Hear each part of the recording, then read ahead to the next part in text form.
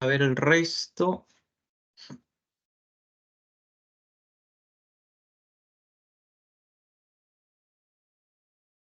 Bien.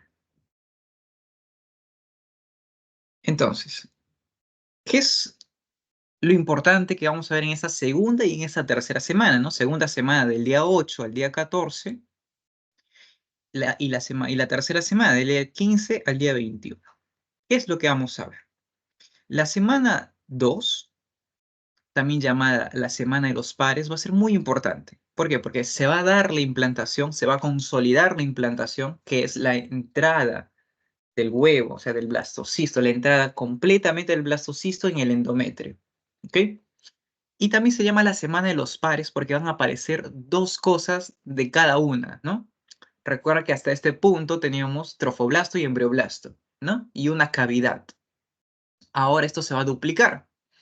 Ya no solo va a haber trofoblasto, va a haber dos estructuras más que vamos a ver. Y ya no solo va a haber embrioblasto, se va a dividir en dos estructuras más. Y ya no vamos a tener una cavidad, vamos a tener dos cavidades, ¿ok? Por eso se llama la semana de los pares, ¿no? Porque se vuelven dos cosas, lo que antes había solo una, ¿ok?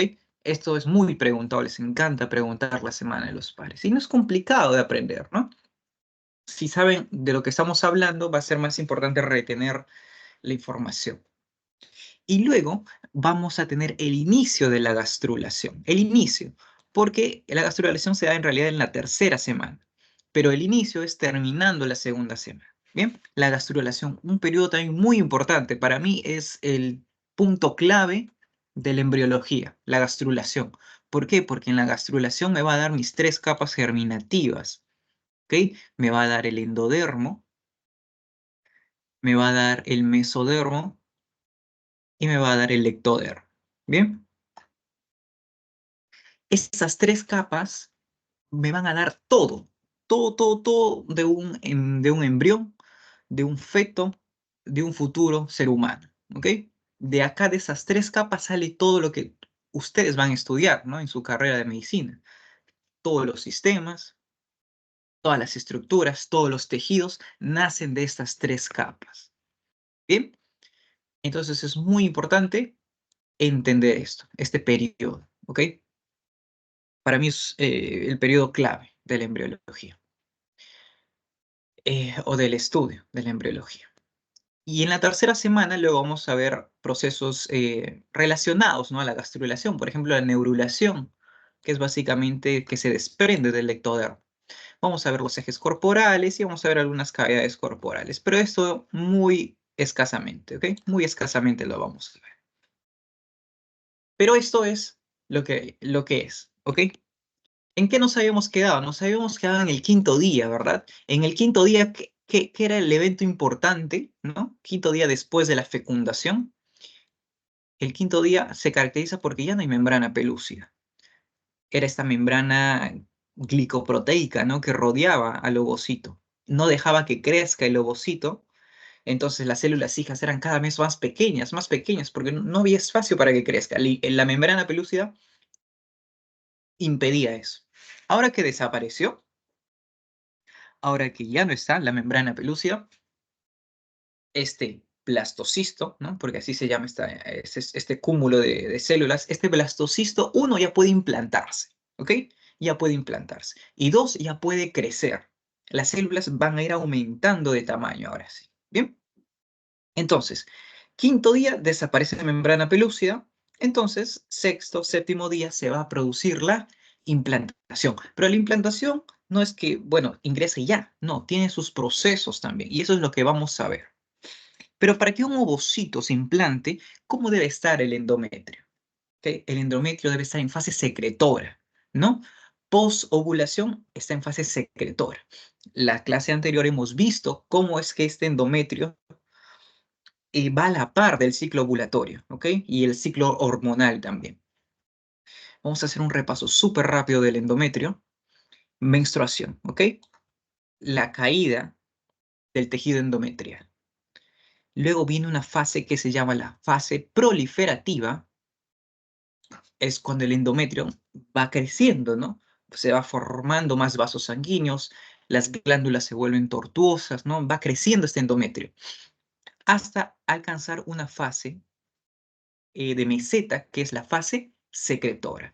En este punto de acá se produce la ovulación. Fíjate, la ovulación concuerda cuando mi endometrio ya está en fase secretora, o sea, ya está preparado ese endometrio para recibir a un futuro blastocisto, a un futuro óvulo, ¿no? Que se vaya a implantar. Y está listo. ¿Ok? Entonces acá tengo mi fase proliferativa y acá tengo mi fase secretora. Recordando rápidamente, esto les van a preguntar, bueno, a mí, fíjate, yo ya voy a acabar el sexto año y me siguen preguntando esto. Por ejemplo, en fase proliferativa, ¿qué hormona es la más importante en la fase proliferativa? Hormona ovárica, claro. Es el estrógeno. ¿Ok? El estrógeno es clave en la fase proliferativa, ¿no? Para hacer crecer el endometrio. Y en la fase secretora, ¿qué hormona ovárica es clave para mantener ese endometrio así grande? La progesterona. También está presente los estrógenos, ¿ok? Pero principalmente la progesterona. Bien. ¿Y qué pasa? ¿Qué es lo que produce la menstruación? Lo que produce la menstruación es el cese de esas hormonas, ¿ok?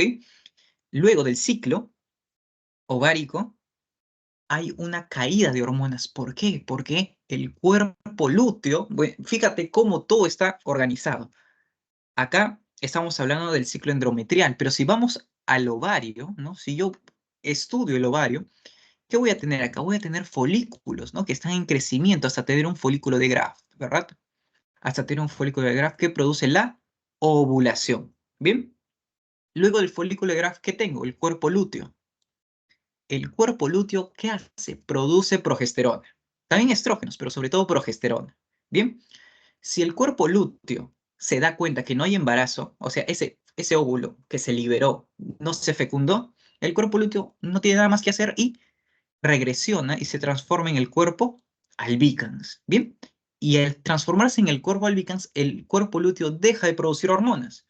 Entonces hay una bajada de estrógenos y de progesterona sobre todo, provocando así la menstruación, porque ya no hay hormonas que mantengan este endometrio.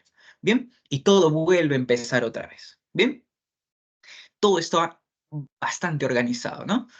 La endocrinología es bastante bonita, ¿no? Cuando la llegas a entender, porque no se preocupan, a mí también me costó, me costó. Bien, entonces necesito un endometrio en fase secretora, ¿bien? Para recibir a mi óvulo fecundado. Pero ¿qué pasa si no hay fecundación? Acá me dan este escenario. ¿Qué pasa si no hay fecundación? ¿Ok? El cuerpo lúteo, ¿no? Este de acá, va a crecer hasta el día 9 del día ovulatorio. Vamos a ponerle color amarillo al cuerpo lúteo para que lo asocien, ¿ok? El cuerpo lúteo, acá de amarillo, va a crecer hasta el día 9, ¿no? Post ovulación. Crece hasta el día 9. Bueno, no hubo fecundación, no hubo la hormona. Bueno, esta es una pepita más, ¿no? ¿Qué hormona le va a decir al cuerpo lúteo de, oye, quédate, no te mueras todavía, que hay un embarazo, te necesitamos, ¿ok? La hormona del embarazo, pues la hormona gonadotropina coriónica humana, ¿ok? Está al revés, en español es gonadotropina, pero en inglés es beta-HCG, ¿ok? Beta, bueno, esta es la prueba de laboratorio, la beta-HCG. ¿Ok? Pero es la hormona gonadotropina coriónica humana. Bien, esta hormona que se produce con el embarazo, ¿no? Con la fecundación, le dice al cuerpo lúteo, no te mueras todavía, ¿ok? No te mueras. Bien, entonces, perdón, me voy por las ramas, me voy por las ramas. Estamos en que no hubo fecundación, no hay fecundación, ¿ok? No hubo embarazo, no hay embarazo. Entonces el cuerpo lúteo crece hasta el día 9, produciendo sus hormonas, claro, estrógenos, pero sobre todo progesterona, y se muere, ¿no? Regresiona y se transforma en el cuerpo albicans. Hace luteólisis, ¿no? Luteólisis. O sea, se muere el cuerpo lúteo y se transforma en el cuerpo albicans. Disminuye la progesterona, dándome una menstruación. Bien, y todo se repite. Pero ¿qué pasa si hubo fecundación? ¿Qué pasa si hubo fecundación? HCG, ¿no? La hormona gonadotropina coriónica humana, va a ser la encargada de mantener al cuerpo lúteo. Le va a decir, oye, quédate acá, ¿no? Todavía no te mueras porque necesito tus hormonas para mantener este embarazo, ¿ok? Entonces el cuerpo lúteo sigue creciendo, ¿ok? Sigue creciendo hasta el final del tercer mes aproximadamente, ¿bien? El cuerpo lúteo va a producir hormonas, sobre todo progesterona, hasta el final del cuarto mes, ¿ok? Si no hay embarazo, si no hay embarazo, al día 9 se muere. Pero si hay embarazo, el cuerpo lúteo toma la batuta, ¿no? De producir hormonas, ¿ok? Él va a ser el encargado de brindar las hormonas a este embarazo hasta el cuarto mes. ¿Por qué? Porque hasta el cuarto mes, ¿acaso el feto o la mujer ya no necesita hormonas? Claro que sí, las necesita, pero acá toma la batuta la placenta, ¿ok? Al cuarto mes la placenta ya es una placenta madura, ¿ok? Al cuarto mes ya tenemos una buena placenta. Y ahí es cuando la placenta empieza a producir las hormonas, progesteronas, ¿no? Progestágenos. Y el cuerpo lúteo ahí al fin puede regresionar, al fin, ¿no? Terminó su chamba del cuerpo lúteo, si hay embarazo. Bien, entonces eso funciona así. Bien, las hormonas son muy importantes para el embarazo. Y si te quieres acordar de la progesterona, es progestágeno, no está en su nombre. Progestágeno, la progesterona es un progestágeno, porque hay otros progestágenos, ¿no? Sintéticos, ¿no? Que se utilizan en los anticonceptivos. Pero en su nombre está, progestágeno, ¿ok? La hormona que te va a permitir el embarazo, ¿ok? Es la progesterona, ¿no? Y bueno, así. Bien, veamos ahora la implantación. Ya sabemos cómo debemos tener al endometrio, ¿no? Debe ser en fase secretora, mi endometrio. Pero ¿qué pasa con el blastocisto que ya está en el quinto, sexto día, ¿no? Sexto, séptimo día. Ya llegó al útero, ¿ok? Ya llegó al útero. ¿Por qué? ¿Dónde inició todo? Acá, en la trompa uterina. Ahí empezó todo. Bien, ahí se fecundó y empezó a crecer, a dividirse y a caer, ¿no? Caer, caer, caer. Rodar, yo lo veo como una pelotita que rueda, rueda, rueda, rueda, rueda y cae, ¿no? Sexto día ya llegó al útero. Bien, y acá sigue unas ciertas fases, ¿no? Primero va a tener la aposición y la adhesión. ¿Qué es la aposición? La aposición es que este blastocisto se debe posicionar, ¿no? Digamos, la carita del blastocisto debe estar mirando al endometrio. ¿Y cuál va a ser la cara de mi blastocisto? ¿Dónde está el embrioblasto? ¿Ok? Porque el embrioblasto va a estar pegadito a un lado. El trofoblasto, que es esta esfera hueca, ¿no? Es una esfera hueca, eso es el trofoblasto, pero por dentro tengo a mi embrioblasto, ¿ok? No sé si lo recuerdo. El embrioblasto está por dentro, pero no está por todo el lado, ¿no? Está pegado a un ladito. ¿Por qué? Porque acá tengo una cavidad, ¿ok? Ahí está una cavidad. Bien, el embrioblasto debe estar mirando hacia el endometrio, ¿ok? El endometrio y embrioblasto se deben mirar. Eso es la aposición, ¿bien? Luego que se están mirando, se juntan y se pegan, ¿ok? Se llama eso la adhesión, ¿bien?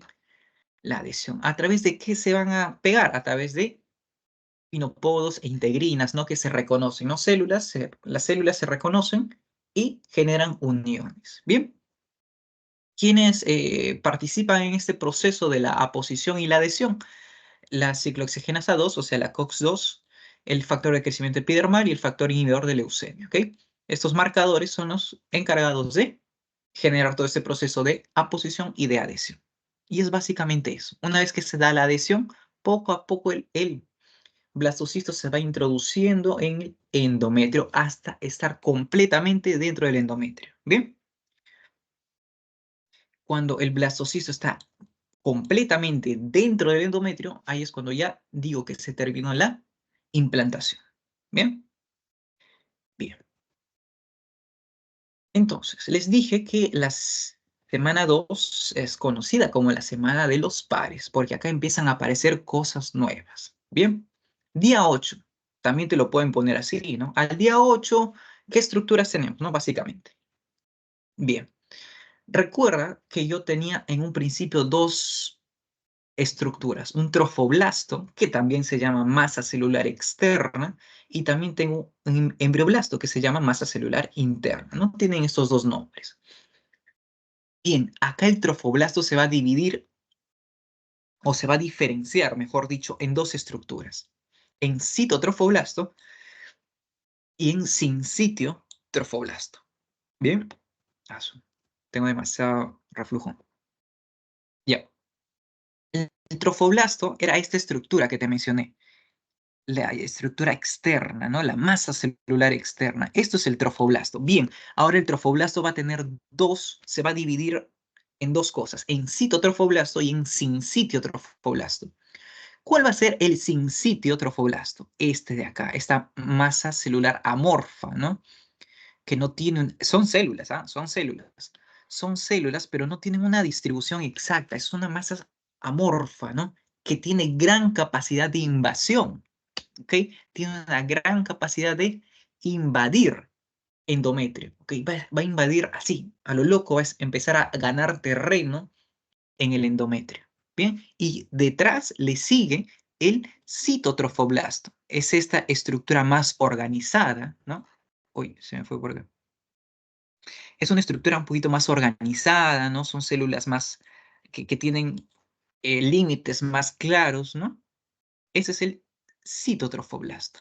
Bien, primero va el sinsitio trofoblasto invadiendo a lo loco y luego le sigue por detrás el citotrofoblasto de una manera más organizada. Bien, eso es el trofoblasto. Se divide en citotrofoblasto y en sinsitio trofoblasto.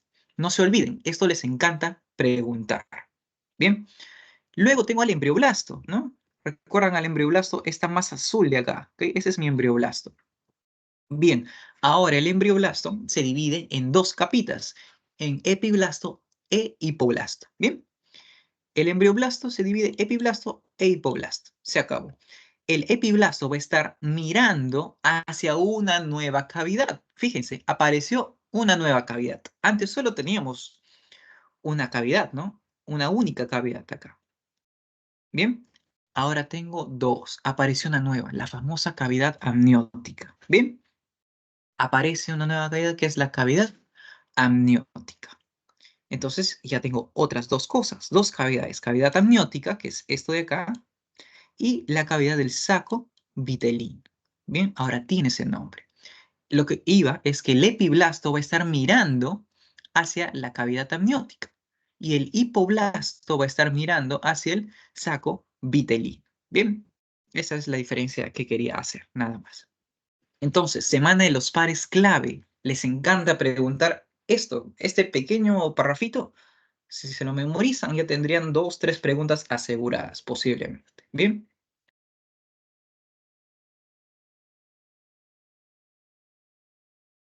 Ahora, ya vimos la implantación y ahora vamos a ver la fase de penetración, ¿no? ¿Ok? Lo dejamos en el día 9-10, ¿no? Bien, en este periodo, que también se llama periodo lacunar, ¿por qué? Porque se empiezan a formar pequeñas lagunas trofoblásticas, ¿no? Acá en el trofoblasto que está invadiendo, fíjate, lo de amarillo acá es el sinsitio trofoblasto que está invadiendo a lo loco. Y por detrás le sigue organizadamente en forma de vellosidades, en forma de tentáculos o vellosidades, como lo quieras ver, le sigue el citotrofoblasto, ¿ok? Por detrás le sigue el citotrofoblasto. Y forman lagunas, o sea, se llenan de líquido esas zonas del trofoblasto, ¿ok? Y tratan de generar comunicación con los vasos sanguíneos maternos, pero todavía no, estamos en el día 9-10, ¿ok? Está invadiendo. ¿Dónde va a estar invadiendo? En el fondo uterino, ¿no? En la línea media, en la cara posterior. El blastocisto está invadiendo el endometrio, ¿no? Se está dando la diferenciación del trofoblasto en dos, en citotrofoblasto. ¿Dónde está mi...? Acá está. En citotrofoblasto y en sinsitiotrofoblasto. ¿Ok? El trofoblasto ya ves que se va a dividir en dos estructuras. Y aparece esta hormona, ¿no? Esta hormona bastante conocida, bastante famosa, ¿no? En el mundo médico, ¿no? ¿Por qué? Porque es la hormona que se identifica durante el embarazo. Las pruebas de embarazo, las pruebas rápidas de embarazo, las de orina, identifican esta hormona en la orina. Las pruebas de sangre buscan esta hormona en la sangre, ¿no? Es la hormona gonadotropina coriónica humana. Bien, generalmente en la práctica clínica la llaman beta HCG, ¿ok? Beta HCG le dice, ¿ok? ¿En qué día lo puedo detectar? Pasado la primera semana desde la fecundación, fíjate, desde la fecundación, aproximadamente en día 9, día 10 después de la fecundación, yo puedo identificar la hormona gonadotropina coriónica humana en sangre, ¿ah? En orina tiene que pasar más tiempo, 2 semanas aproximadamente. Pero en sangre, en la primera semana o pasado la primera semana, ya puedo identificarla. ¿Bien? Es muy importante. ¿Por qué? Porque es lo primero que debes descartar cuando una paciente te viene a consulta y te dice, no he menstruado, ¿no? Puede haber muchas causas de amenorrea, lo van a estudiar más adelante, muchas causas de amenorrea, pero la principal causa de amenorrea secundaria, ¿ok? Es embarazo, ¿ok? Es lo primero que debes descartar. ¿Bien? Listo. Bien, ¿y quién produce la beta-HCG, no? ¿De dónde sale esta beta-HCG? ¿De dónde? Acá, de esta cosita amarilla que es el sincitio trofoblasto, este es quien la produce. Bien, el sincitio trofoblasto es quien está produciendo la beta-HCG. Bien, listo. Esto lo vamos a ver, no sé si acá la vamos a ver. Bien, entonces, continuamos con la implantación, ¿no? La invasión del endometrio, básicamente, ¿ok? Va ingresando y ya lo tengo por completo dentro, ¿no? A mi blastocisto. Pero fíjate acá tengo a mi epiblasto de color azul, que está más desarrollado. Fíjate, el epiblasto se transformaron en células cilíndricas y el hipoblasto se mantuvo como células cuboidales, ¿no? Y acá tengo mis dos cavidades del saco vitelino y mi cavidad amniótica. Pero fíjate, alrededor de todo el blastocisto, ¿qué tengo? Tengo sincitio trofoblasto de color verde más oscuro y citotrofoblasto de color verde un poquito más claro, ¿no? ¿Qué le sigue, ¿no? En la invasión. Y mira, ¿qué es lo que ves acá? Lagunas trofoblásticas. Lo de rojo son lagunas trofoblásticas que se unen con los sinusoides maternos, ¿ok? Las lagunas trofoblásticas, ¿qué te quiere decir? Del trofoblasto, ¿no? El embrión está formando estas lagunas. Y los sinusoides maternos son los vasos sanguíneos maternos, ¿ok? Junto con sus glándulas que están dentro del endometrio, ¿bien? Estas dos empiezan a formar, ¿ok? Y deben unirse en algún punto para generar una comunicación. Eso es lo que se busca, una comunicación entre la madre y el embrión, ¿bien? Esta es una imagen, ¿no? De un corte, ¿no? De un corte histológico. Y bueno, esta es la representación gráfica. Todos estos gráficos son de Lachman, chicos, ¿ok? Bien. Bueno, para los que tenían dudas respecto a si se utilizaba el Moore o si se utilizaba el Lachman, no se hagan tanto problema que la información al fin y al cabo es la misma. Un libro no te va a decir otra cosa, ¿no? Ambos tienen la misma información. Y yo, sinceramente, no nos han respondido, ¿ok? No nos respondieron, no sé si han preguntado a sus tutores de teoría, pero a nosotros no nos dieron respuesta de por qué ahora está el Moore, si toda la vida fue el Lachman. El Lachman es, para mí, ¿no? El más sencillo de entender, ¿ok? El Lachman es súper simple de entender, súper simple. El Moore tiene la misma información, ¿no? Acá tengo el Moore. El Moore tiene lo mismo, pero no sé, la información es un poquito más densa. eh, los gráficos a veces no son tan amigables a veces y no te dan resúmenes bonitos como te lo da el Lachman, ¿ok? Entonces yo pienso que el Lachman es básico para entender embriología. Bien, pero también deben tener su Moore, ¿no?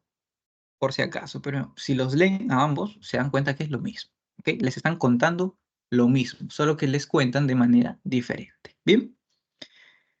Bien. Al final de la segunda semana se inicia una circulación uteroplacentaria. Esta información es clave, ¿no? Porque hubo algunas preguntas, ¿no? Que te decía, ¿en qué día empieza la circulación uteroplacentaria o la comunicación materno-embrional, ¿no? Te daban varios números, ¿no? Y uno de esos números era, si mal no recuerdo, 11 o 12, no me acuerdo, ¿ok? Pero ese era el número más factible, ¿no? Porque los otros números eran 5, ¿no? 5, 20, ¿qué más te ponían? 50 creo que te ponían, ¿no? Entonces, dentro de todos esos números, lo que tenía más sentido era este, ¿no? No me acuerdo si era 11 o 12, ¿bien? Que era casi al final de la segunda semana. Acá era día 12, ¿ok? Día 12, el periodo trabecular. Acá ya hay una comunicación de las lagunas trofoblásticas con los sinusoides maternos. Bien, acá ya hay comunicación entre estas dos estructuras. El trofoblasto del polo embrionario está poco diferenciado. ¿Cuál es el polo aembrionario, no? Dice abembrionario. ¿Cuál es? Este, pues, este de acá. Este es mi polo abembrionario, porque este de acá es mi polo embrional, ¿no? Donde tengo al epiblasto e hipoblasto, que antes era embrioblasto, ¿no? Ese es mi polo embrional. Y mi polo abembrional es este de acá, ¿bien? Abembrional, ¿bien? Es ese de acá. El otro, pues, ¿no? El otro polo. Este es poco diferenciado. Fíjate que acá las vellosidades, ¿no? O la invasión es mayor en el polo embrional. ¿Por qué? Porque en el polo embrional es donde se va a formar la placenta. A un principio, fíjate acá, en este gráfico, en un principio parece que, bueno, les adelanto, ¿no? Les adelanto que el trofoblasto, que se divide en sincitio trofoblasto y en citotrofoblasto, es lo que forma la placenta, ¿ok? Eso es lo que va a formar la placenta. Estas estructuras que están invadiendo endometrio, estas de acá, el cito y el sincitio trofoblasto, son la placenta. En un principio parece que se va a formar placenta por todo, ¿no? Por todo el blastocisto.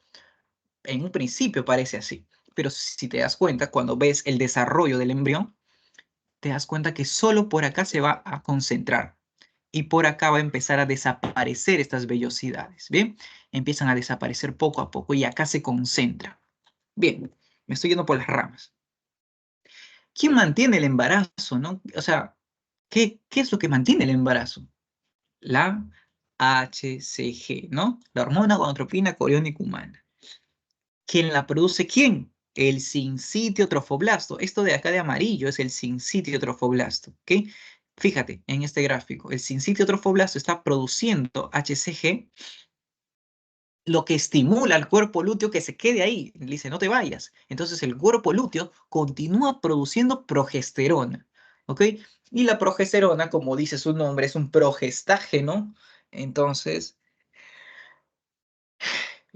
influye en varios procesos de el embarazo. Por ejemplo, facilita la tolerancia inmune, ¿ok? Como que baja el sistema inmune de la madre para que no sea tan agresivo con este cuerpo extraño. Es un cuerpo extraño, ¿ah? Son células diferentes al de la madre. Pero la progesterona lo que hace es que baje el sistema inmune de la madre para que pueda tolerar a este cuerpo extraño. ¿Bien? Oye, eh, mm, baja la actividad del complemento, ¿no? Que es un sistema de nuestro sistema inmune, altera la presentación de antígenos, ¿no? Regula el tráfico de leucocitos y citoquinas, ¿ok? Y bueno, ¿no?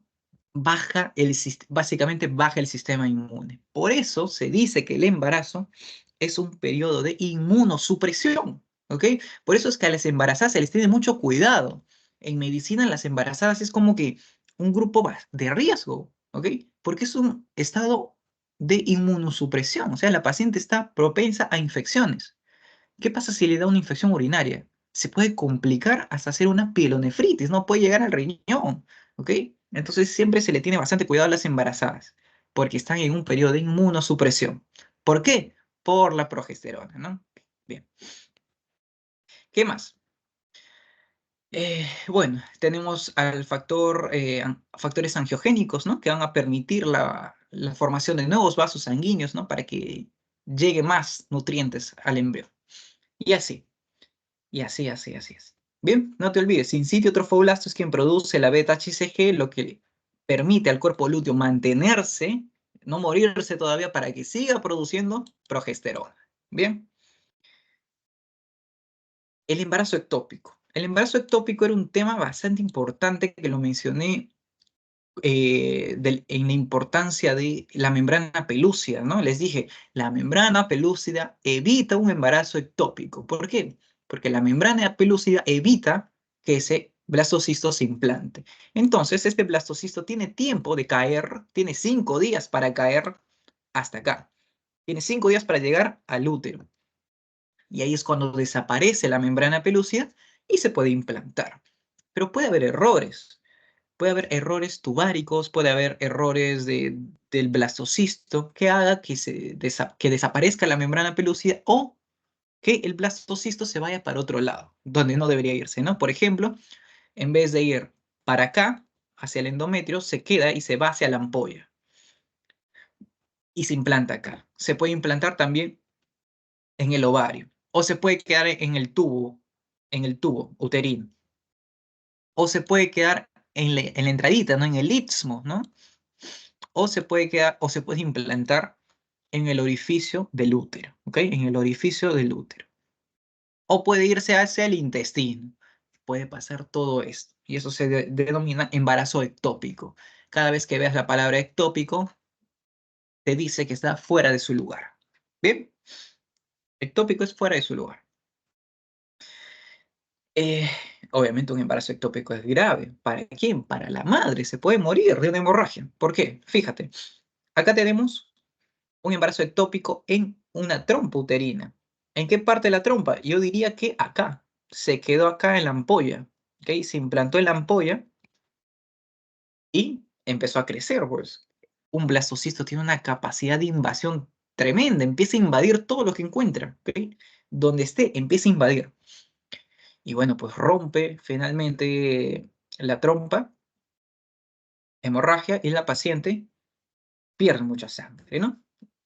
La paciente cuando tiene un embarazo ectópico tiene una triada que no es exacta, ¿no? De embarazo ectópico, pero te hace sospechar. La paciente viene con amenorrea secundaria, o sea, dejó de menstruar, ¿bien? Dejó de menstruar. ¿Qué más? Te viene con sangrado, dice el doctor, estoy sangrando por la vagina. ¿Y qué más? Hay dolor, ¿ok? Entonces, una paciente con amenorrea secundaria, sangrado y dolor, debes pensar en un embarazo ectópico, ¿no? Y bueno, así. Bien, esas son las cavidades, ¿no? Ahí te explica más o menos cuáles son, ¿no? Y eso es un resumen de lo que les mencioné, ¿no? Palabras que deben recordar. Por ejemplo, trofoblasto se diferencia en citotrofoblasto y en sincidotrofoblasto. Embrioblasto se diferencia en epiblasto e hipoblasto. Hay 2 cavidades ahora, cavidad amniótica y la del saco vitelino. ¿Y quién me va a formar la placenta? El sincitiotrofoblasto y las células deciduales de la madre. ¿Bien? La placenta es un órgano que va a unir a madre y a embrión, ¿ok? Entonces, para formar la placenta interviene el sincitio trofoblasto del embrión y las células deciduales de la madre. Bien, listos. Acá, dudas, preguntas, algo que no haya quedado claro, chicos.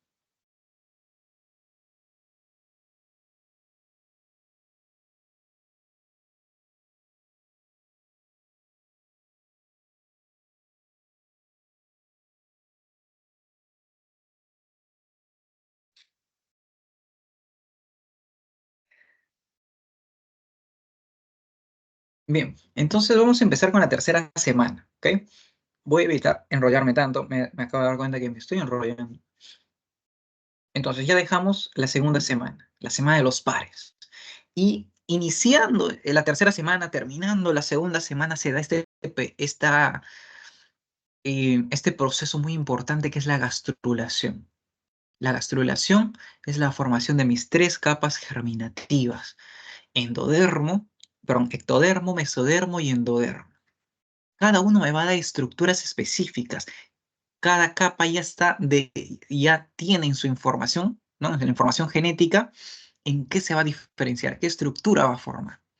Por ejemplo, a grandes rasgos, así hablando a grandes rasgos, el ectodermo me va a dar todo el sistema nervioso central y sistema nervioso periférico me va a dar. Y también me va a dar la piel, pero no toda la piel, solo me va a dar la epidermis. Bien, epidermis.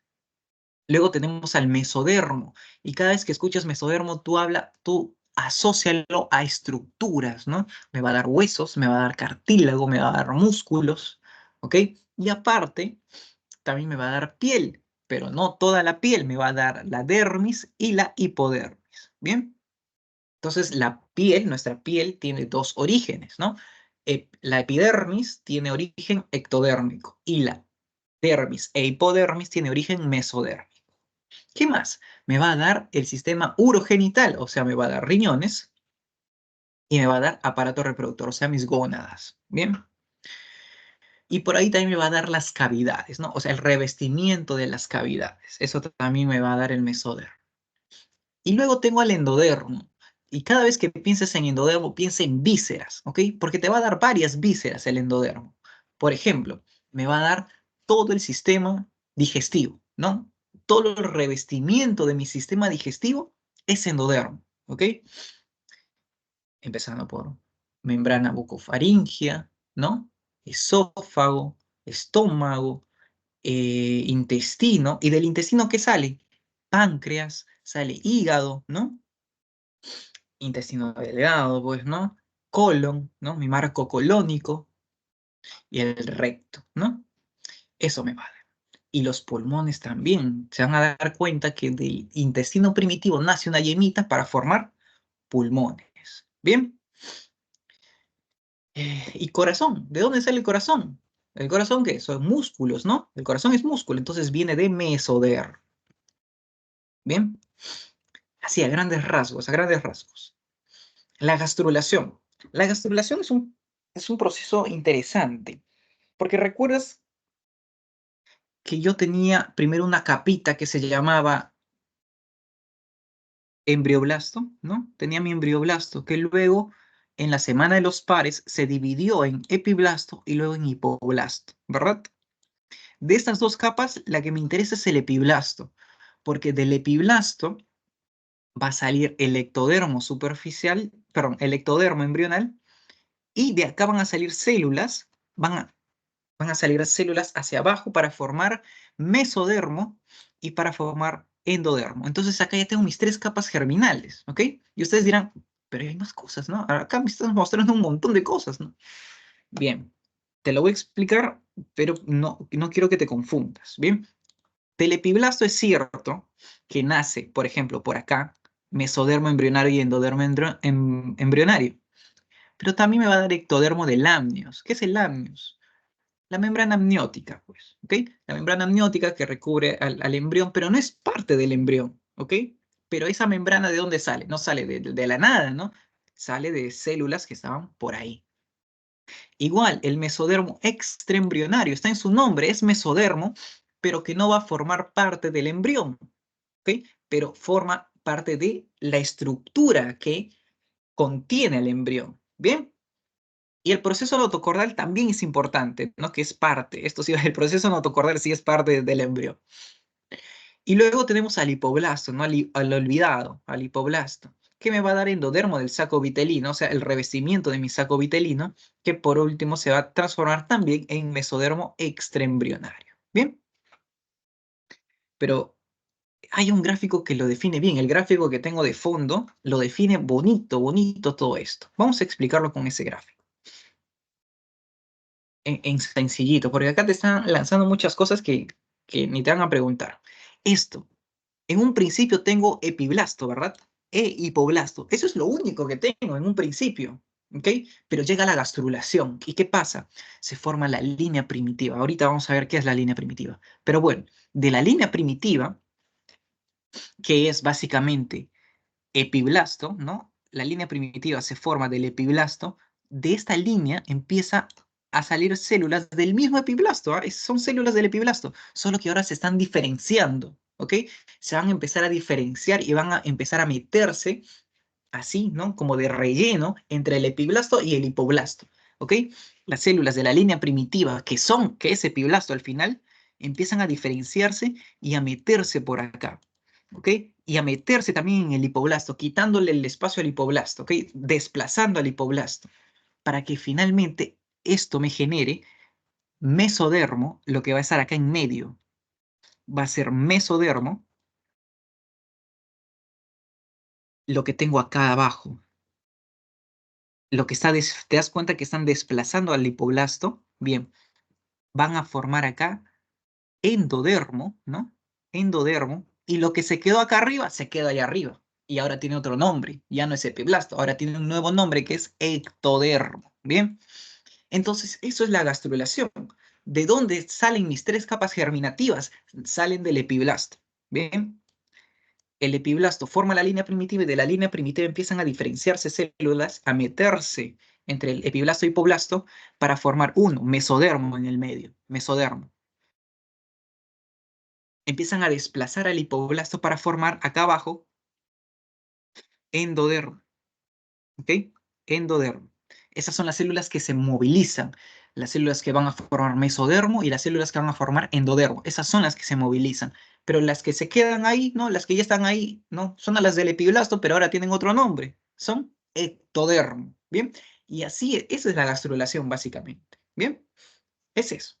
Espero que se haya entendido. Si no se entendió, me lo dicen, por favor. Bien. Y para hablar del mesodermo, perdón, para hablar de la gastrulación hay que hablar de una estructura muy importante, de la notocorda, ¿no? Que ustedes no la van a estudiar, ¿no? No les sirve para más allá de la embriología, ¿no? ¿Por qué? Porque la notocorda es una estructura muy importante para el desarrollo embriológico porque me da el eje, ¿ok? Va a darme el eje del embrión. ¿Pero cómo se forma? Les dije que primero se forma una línea primitiva, ¿no? Acá en la membrana del epiblasto. Bien, acá tengo el epiblasto, ¿no? Lo de azulito es el epiblasto y por abajo tengo el hipoblasto. Todavía no se dio la gastrulación acá. Todavía no se dio la gastrulación. Entonces acá tengo al epiblasto, donde voy a tener una membrana bucofaringea, que es básicamente una depresión en el epiblasto que me señala que ahí va a estar la boca, ¿no? La membrana bucofaringea. Y por el otro lado, en el lado caudal, ¿no? Porque este es mi lado cefálico, ¿no? Porque ya sé que ahí está la membrana bucofaringea. En el lado caudal se va a empezar a formar una línea primitiva, que es básicamente epiblasto que se junta, ¿ok? Son células del epiblasto que se van a juntar, ¿no? Se van a reunir por ahí, formando una pequeña línea. De esta línea, ¿qué les dije? Que se forma todo esto, ¿no? Que de la línea primitiva empiezan a meterse células del epiblasto, ¿no? Formando mesodermo, endodermo, ¿no? Y el epiblasto queda como ectodermo. Bien, la línea primitiva también me va a dar como que el eje para formar la notocorda. ¿Cómo se forma la notocorda? Fíjate acá. La notocorda empieza a crecer por debajo de la línea primitiva, ¿ok? Por debajo. ¿De qué se forma la notocorda? De hipoblasto, ¿no? Antes de que se dé la gastrulación, por debajo se va formando la notocorda. Esta imagen lo resume mejor, la verdad. Debería mostrar de frente esta. Fíjate, ¿qué es esto de acá, lo de amarillito? ¿Ok? Es endodermo, ¿no? Es endodermo. Y de ahí se va plegando, se va plegando, se va plegando, formando la notocorda. Y ya dejan la notocorda sola ahí. Bien, pero la notocorda está en medio, ¿no? Y fíjate a quién tiene a su lado. Tiene por arriba al ectodermo, porque en este punto ya hay gastrulación. Tengo al ectodermo, tengo al mesodermo y tengo al endodermo. Bien, tengo mis tres capas germinativas, todas alrededor de la notocorda. Bien,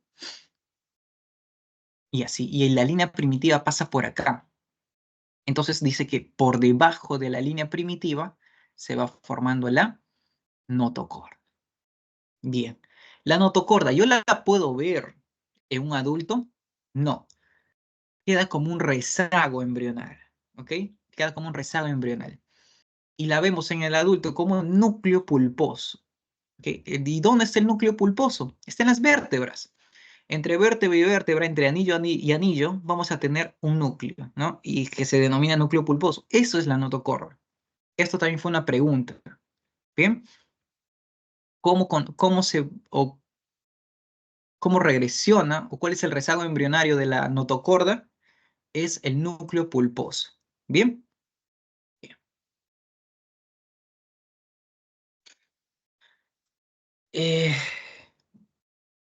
como les dije, la notocorda es un eje, sirve de eje. Alrededor de la notocorda se van a ir formando las estructuras. Y ahora los vamos a ver con las capas germinativas. ¿Bien? Vamos a ver una por una de las capas. Vamos a empezar con el ectodermo. Les dije, ectodermo, piensen, sistema nervioso y piel, pero no toda la piel, solo la epidermis. ¿Bien? Y para que se forme el sistema nervioso, se da un proceso muy importante que se llama neurulación. La neurulación es básicamente la formación del tubo neural. Con eso, llévense siempre consigo. La neurulación es la formación del tubo neural. ¿Y cómo se forma? Acá tengo mi notocorda, ¿no? Por acá tengo al mesodermo, ¿no? Al costado, y por abajo tengo al endodermo. Y por arriba tengo al protagonista, ¿no? Al ectodermo. El ectodermo va a empezar a plegarse, ¿ok? Va a empezar a plegarse. Si se dan cuenta, se forman unos pliegues, acá, los pliegues neurales. Este pliegue neural con este otro pliegue neural se va juntando y se unen, ¿ok?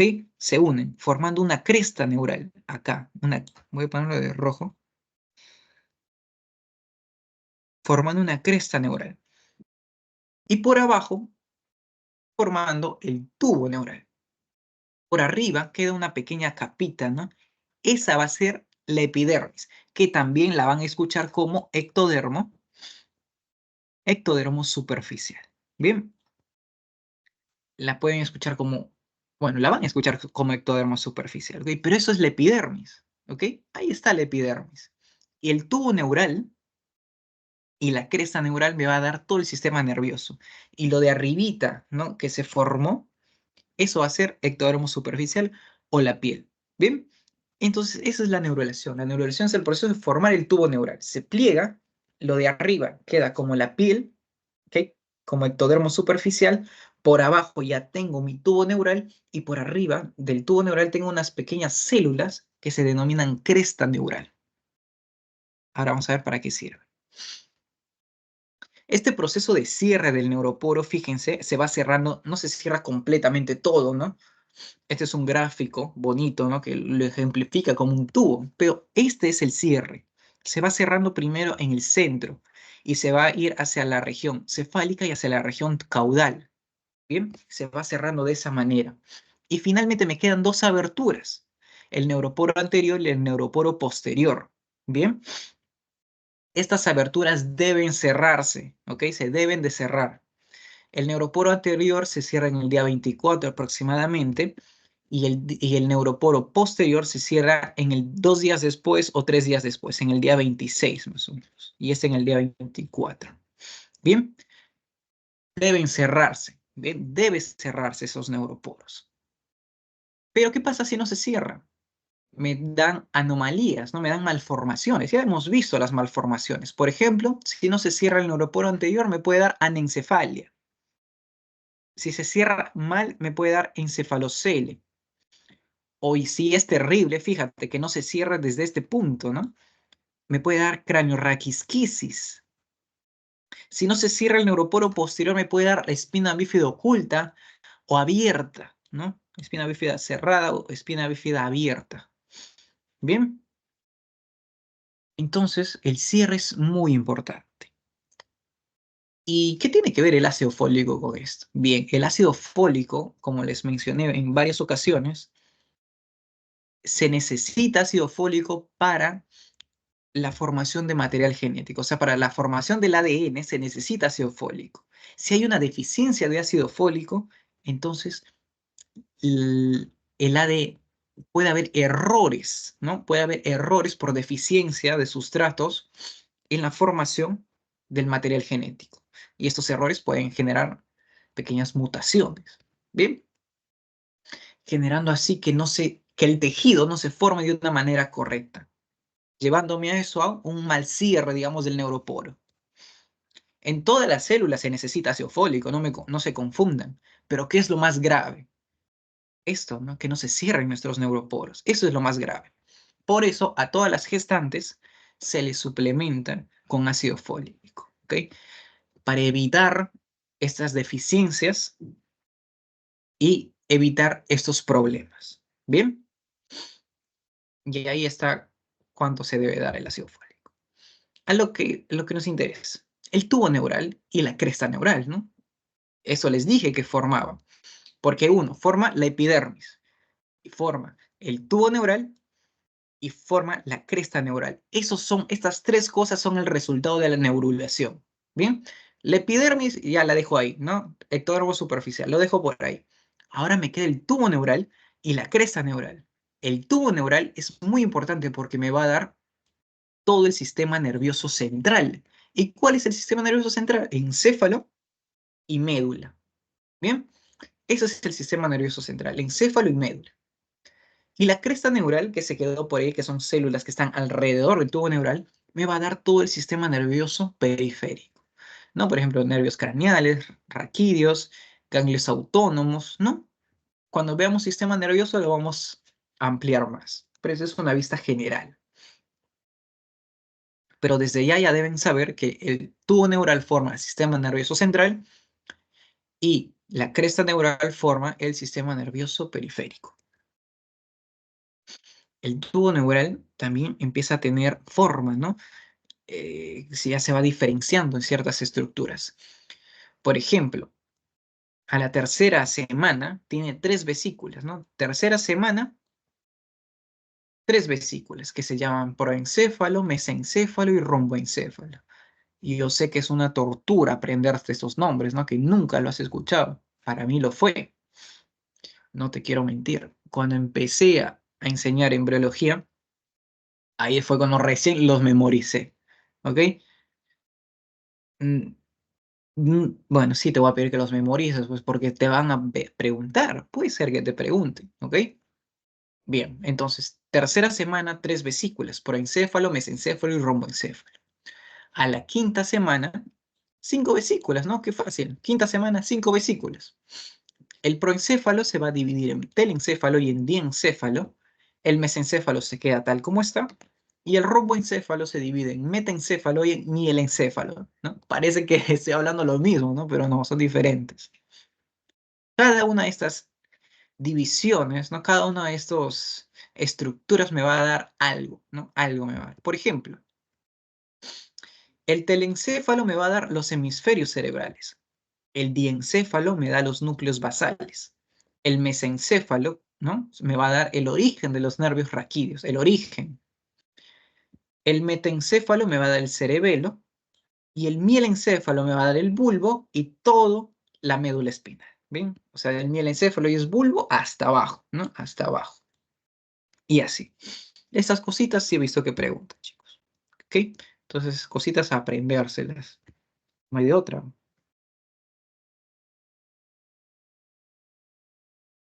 ¿Dudas, preguntas sobre el ectodermo, chicos? Algo que no esté quedando claro. Ya vamos a terminar. No falta mucho.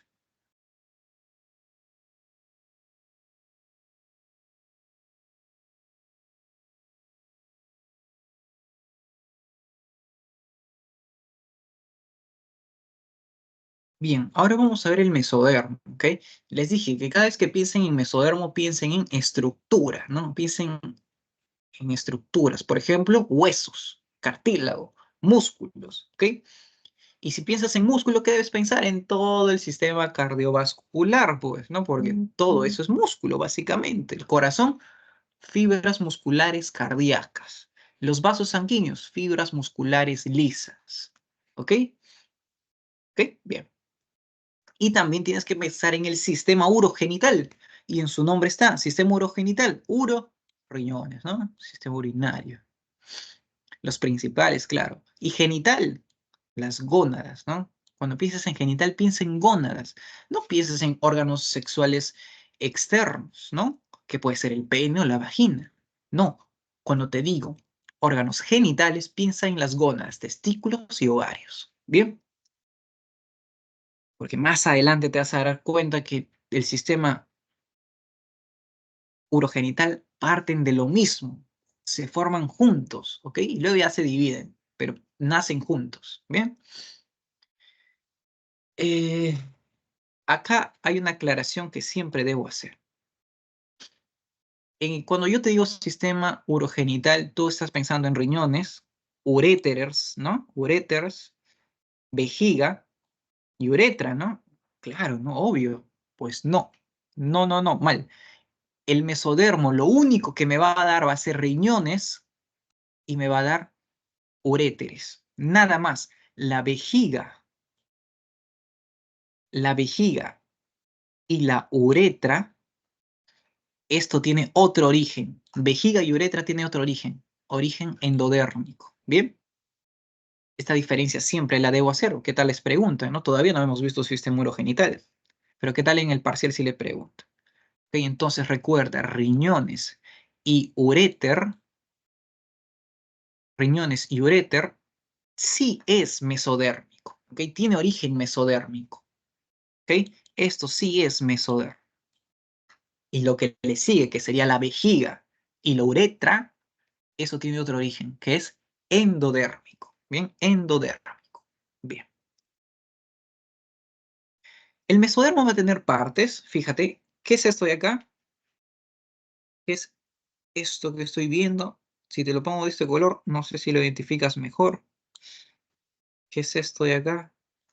Bueno, es el tubo neural, pues, ¿no? Es el tubo neural que se está plegando, ¿no? Está en proceso de neurulación. Y al costado vamos a tener estas estructuras, que va a ser el mesodermo. Todo esto es el mesodermo. Solo que lo dividimos en partes. Paraxial, mesodermo intermedio y mesodermo lateral. ¿Bien? El paraxial, que está a ambos lados, si te das cuenta, el lado derecho e izquierdo, el paraxial me va a dar los somitos. ¿Ok? ¿Qué son los somitos? Los somitos son grupos celulares que se van a diferenciar. Por ejemplo, un grupo se van a diferenciar en esclerotomos, otros en dermatomos y otros en miotomos. ¿Ok? Y en su nombre están, por ejemplo, los esclerotomos forman huesos y cartílago. Bien, esas células se van a diferenciar en eso, ¿no? Los dermatomos se van a diferenciar en piel, pues, ¿no? La dermis y la hipodermis. Me va a dar la piel. Y los miotomos en músculo, pues, ¿no? En músculo. Entonces, son células, más adelante se van a dar cuenta que son células que se van a juntar entre ellas y se van a diferenciar en otros grupos celulares. ¿Bien? Que van a ser esclerotomos, dermatomos y miotomos. Luego tengo el mesodermo intermedio, que tiene su propio capítulo. ¿Ah? ¿Por qué? Porque me va a dar el sistema urogenital. Para eso sirve, para nada más. ¿Eh? El mesodermo intermedio me va a dar todo el sistema urogenital. O sea, me va a dar riñones, me va a dar uréteres y me va a dar gónadas, ¿ok? Me va a dar mis gónadas. ¿Bien? Cuando veamos el capítulo vamos a explicar mucho mejor. Y por último, el mesodermo lateral me va a dar los revestimientos, tanto esplácnicos y somáticos, ¿no? El esplácnico me va a dar el revestimiento visceral y el somático el revestimiento parietal. ¿Ok? Visceral, ¿qué quiere decir? A las vísceras, pues va a dar el revestimiento a las vísceras. Y el parietal lo que va a revestir a la cavidad en sí. Por ejemplo, la pleura. La pleura tiene una pleura visceral y una parietal. La visceral está cubriendo directamente a los pulmones y la parietal está cubriendo todo el tórax. ¿Bien? Cubre todo el tórax. Entonces ahí tengo mis pleuras, ¿no? Pleura visceral y pleura parietal. Muy relacionado con el mesodermo es la angiogénesis. La angiogénesis es la formación de vasos sanguíneos a través de hemangioblastos, ¿ok? De células mesenquimáticas, ¿ok? Porque hay otra forma de producir vasos sanguíneos que es la vasculogénesis. No es su tema, ¿no? Pero les pongo la diferenciación. La angiogénesis es formar vasos sanguíneos a través de hemangioblastos. Estas células mesenquimatosas se juntan y algunas empiezan a rodear a otras. Las que rodean se transforman en células endoteliales y las que se quedan adentro se diferencian en células hematopoyéticas. Y las células hematopoyéticas son células madres, ¿no? ¿Se acuerdan qué tipo de células madres son? Las células hematopoyéticas. Las células hematopoyéticas son células madre multipotentes, ¿ok? Son multipotentes, multipotentes. Bien, entonces estas células madre que están dentro de este nuevo vaso que se ha formado, un vaso improvisado, ¿no? De puras células endoteliales, ¿no? Un vaso de puras células endoteliales, se empiezan a diferenciar y empiezan a formar todas las células sanguíneas que conocemos, ¿no? Tenemos a la línea linfoide y a la línea mieloide. Bien. Por último, tenemos al endodermo. Les dije, cuando piensas en endodermo, piensa en vísceras, todo el sistema digestivo. Del sistema digestivo, ¿qué se desprende? Se desprende hígado, ¿no? Se desprende hígado, páncreas. Y también piensa en pulmones, ¿bien? Piensa en pulmones. Y fíjate acá, ¿qué es lo que ves acá? Ves a la vejiga, ¿no? A la vejiga y su uretra, ¿no? Uretra, ¿ok? A la vejiga y a la uretra ves acá, porque tiene origen endodérmico. Cuando veamos los sistemas, van a entender el por qué. Hasta el momento ustedes piensan que todo tiene una distribución bastante caprichosa, ¿no? O sea, si me has dicho sistema urogenital, ¿por qué solo los riñones van a tener ese origen? ¿Acaso la vejiga no es parte del sistema urinario? Claro que sí, pero tienen diferentes orígenes y en algún punto se van a unir, se van a juntar, ¿ok? Es bastante interesante. Y bueno, endodermo, acá está todo lo que produce, ¿no? Todo lo que forma, perdón. Revestimiento epitelial de todo el tracto gastrointestinal, ¿no? Todo, todo, todo, todo, hasta el recto. El aparato respiratorio, aunque no lo creas, de acá nacen los pulmones. De acá no, más por acá. De acá nacen los pulmones. Del intestino primitivo se van a dar cuenta. La vejiga urinaria, parénquima de la tiroides y la paratiroides, hígado, páncreas. Ah, y esto también les encanta preguntar. ¿Cómo les encanta preguntar esto de acá?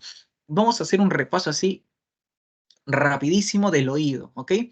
El oído se compone de tres partes, ¿no? Tiene tres partes: oído externo, o también llamado canal auditivo externo, el oído medio, ¿ok? Que es como una caja, y el oído interno, que está caracterizado por el caracolito, ¿no?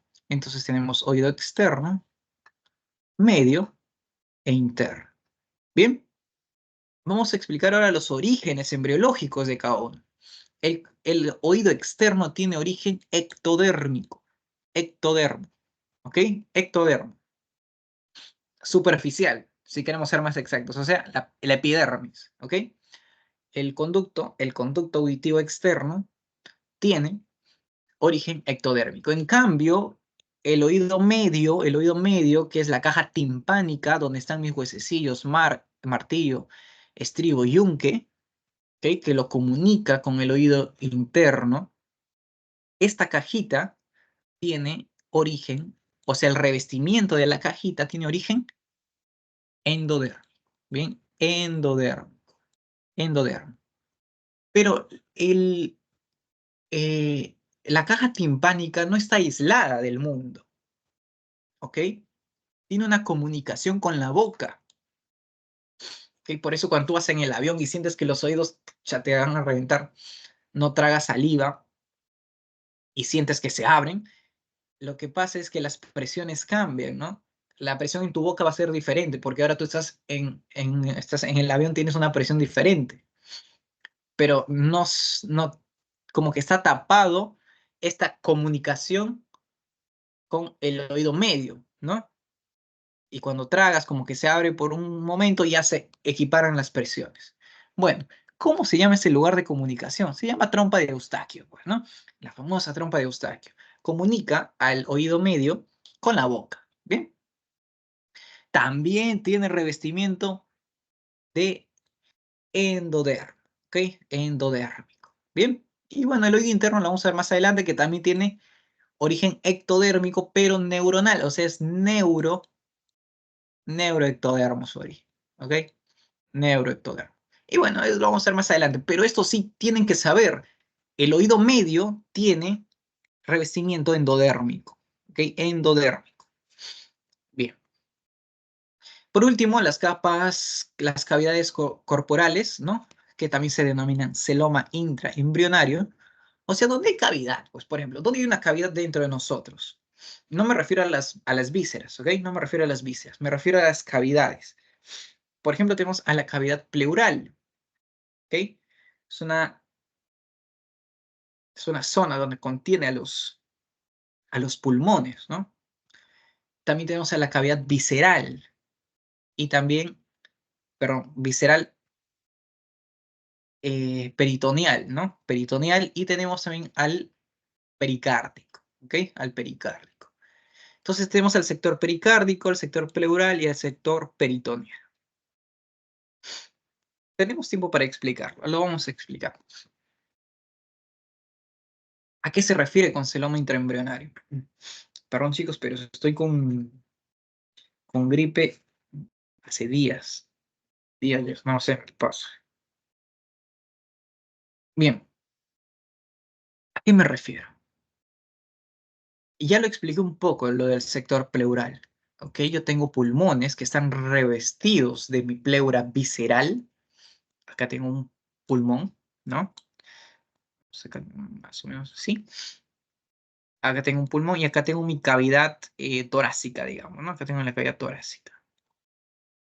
Y acá tengo el otro pulmón. Bien, a lo que me refiero con las capas es que yo tengo una pleura visceral, o sea, una capita que va a rodear al pulmón, o sea, la víscera, ¿no? Que rodea el pulmón. Esa es la pleura visceral. Y tengo otra pleura, que es la pleura parietal. La pleura parietal va a estar revistiendo a todo mi caja torácica, ¿ok? A toda la caja torácica. Estos en realidad están pegaditos, ¿ok? Están juntos, perdón, están juntos, pero no pegados. ¿Qué quiere decir? Que se pueden desplazar entre ellas, ¿ok? Ambas capas se desplazan constantemente y se genera un espacio virtual. ¿A qué se refiere con espacio virtual? Un espacio virtual es cuando están tan pegadas, ¿no? Tan pegadas que sí hay espacio entre ellas, pero están tan pegadas que parece que no lo hay. Bien, eso es un espacio virtual. Y eso es el sector pleural, ¿ok? Es esta cavidad virtual, ¿no? Este espacio virtual que se genera entre capa y capa, entre pleura y pleura. Luego tenemos al pericárdico, lo mismo, el corazón tiene su propio revestimiento y el sector pericárdico, ¿ok? También tiene su revestimiento, ¿ok? Y le permite al corazón moverse dentro de este pericardio, ¿bien? Y luego tenemos al sector peritoneal. Cuando veamos el sistema digestivo vamos a ver lo mismo. Se van a dar cuenta que el peritoneo es como un sándwich, ¿no? Que aplasta hacia los órganos intraperitoneales, claro, que los aplasta así, ¿no? No sé cómo explicarlo. Cuando veamos sistema digestivo lo vamos a entender mejor. Digamos que esto es, digamos, el hígado, ¿no? El hígado. El pericardio lo que hace es, son dos capas de pericardio, ¿no? Que así, dos capas de pericardio que aplastan así al hígado, ¿ok? Entonces el hígado queda siendo un órgano intraperitoneal, ¿no? Y también tenemos al estómago, a los intestinos, ¿no? Todos estos son órganos intraperitoneales. Y así, y se refiere a eso básicamente. Y estas cavidades, estos celomas, empiezan a aparecer en el día 21 aproximadamente. ¿Bien? Y bueno, eso sería todo. Ah, algo más que ya deben ir sabiendo. Si bien es cierto cuando yo les dije que las gónadas tienen origen mesodérmico, solo me refiero a las gónadas, solo me refiero al testículo, solo me refiero al ovario, ¿ok? Solo me refiero al recipiente. ¿Por qué? Porque los espermatogonios o los ovogonios, no sé si recuerdan la clase pasada, que son estas células que todavía no se diferencian, los espermatogonios, los ovogonios, ¿no? Estas sí están dentro de mi gónada, pero no nacen ahí. Tienen otro origen, tienen origen endodérmico. Bien, las células germinales, las células germinales tienen origen endodérmico. En algún punto estas células germinales van a migran por acá. No sé si tengo un gráfico bonito para explicarles la migración.